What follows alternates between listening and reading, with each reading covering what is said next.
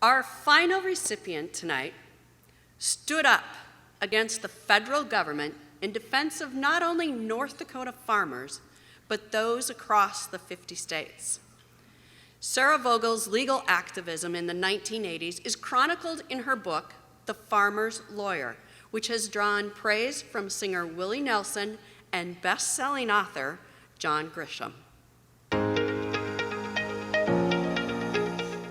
Sarah Vogel made a career of defending the underdog, often in cases on their behalf against the power of the federal government. Her perseverance was rooted in her family tree. Her grandfather was active in the Nonpartisan League in North Dakota in the 1920s. Her father, Robert, was a prominent lawyer who served as U.S. Attorney and on the North Dakota Supreme Court. Just to clarify, those of us who knew Sarah Vogel before the 1980s call her Sally, and I still call her that today. We met more than 60 years ago trying on clothes in a dressing room in Mandan. She'd moved there from the faraway metropolis of Fargo, and we were all a bit intimidated. And truth to tell, I still am today. She was the first true intellectual I ever knew. Unlike most of our friends, her house was full of books and classical music and discussion about politics. Sarah was part of the honors program at UND, where she took a heavy load of political science coursework. She would earn a law degree from New York University. Her early work in Washington, D.C., and the class action lawsuit she took on after returning to North Dakota are the subject of a book she wrote last year, The Farmer's Lawyer. Sally is the most passionate person I know. Whether it's saving the family farm, ensuring that Native Americans are treated fairly, or that the rights of the disabled, most prominently her beloved brother Bobby, are protected under the law. She is a fierce and unrelenting advocate. She never gives up, even when it's at great personal sacrifice. It's a passion that was born as a daughter of the North Dakota Nonpartisan League and was perfected during her years at UND.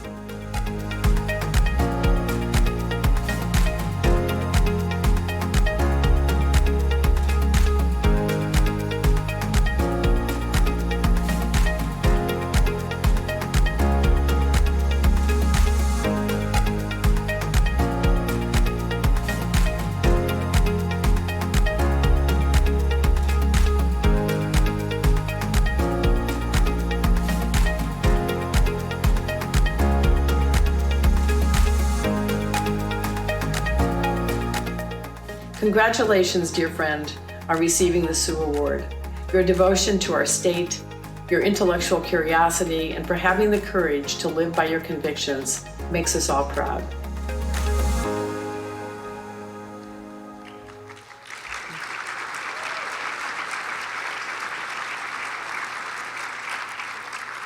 Sarah Vogel, from your uphill battle won on behalf of farmers in the 1980s, to your trailblazing election as North Dakota's Secretary of Agriculture, you have made the University of North Dakota proud.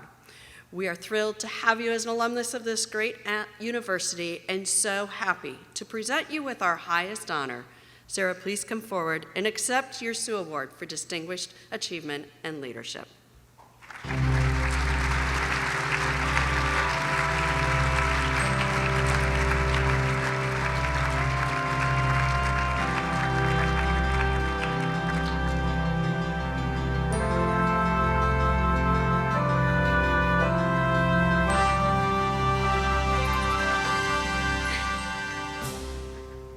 Good evening, and what a glorious night and gathering tonight.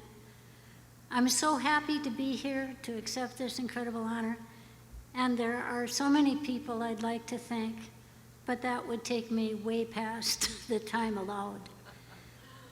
Instead, I would like to focus on the incredible role that UND and its honors program have played in my life, my career, as a politician and as a lawyer, and most recently as an author.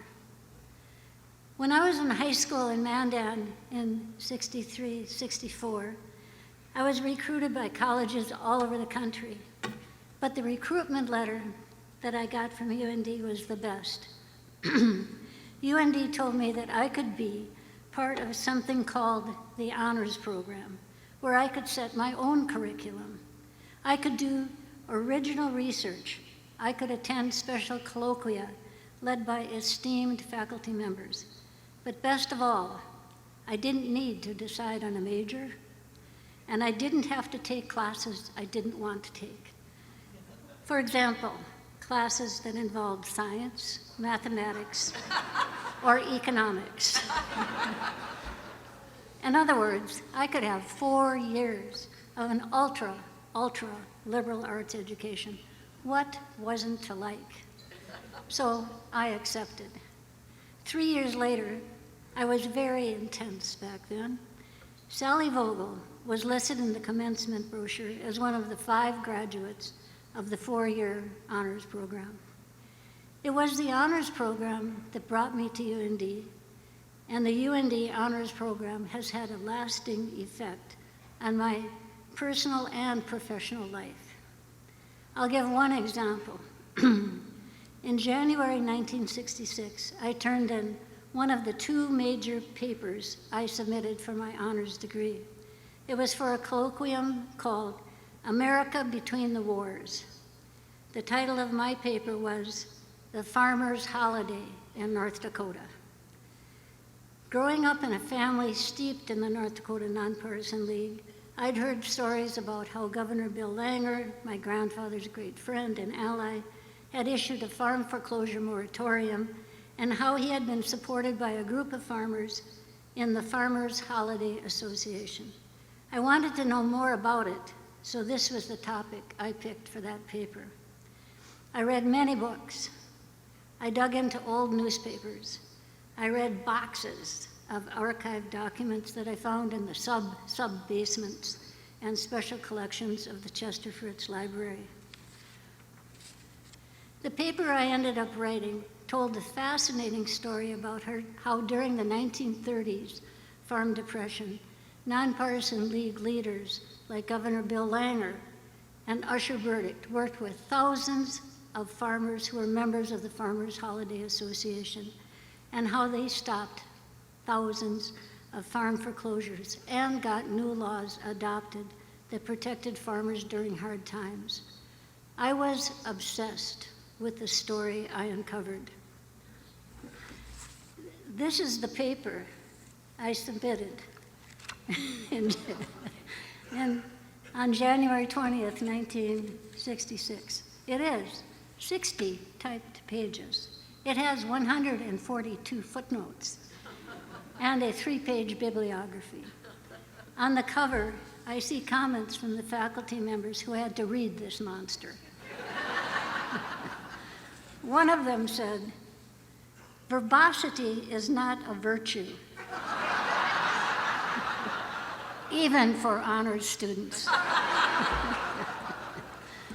Another one said, "Rather verbose, but very well researched." These allusions to verbosity and research signaled that I should go to law school,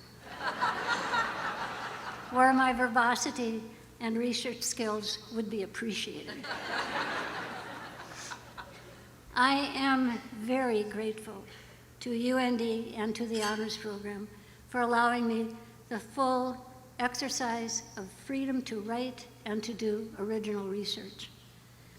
As a tiny aside, I just have to aim a small dig at a competitor of UND that shall go nameless, but is about 80 miles south.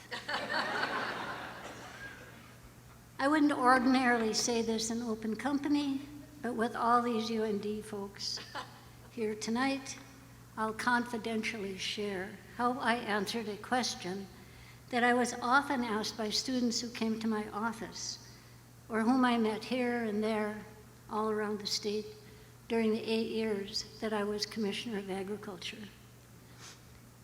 The first woman in US history to be elected to such a post.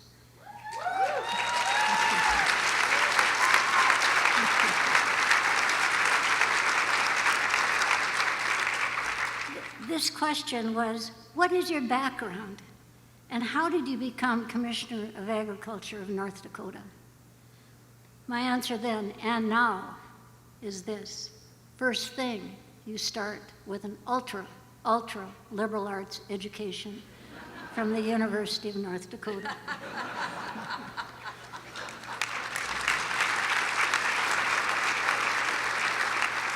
So, thank you, UND.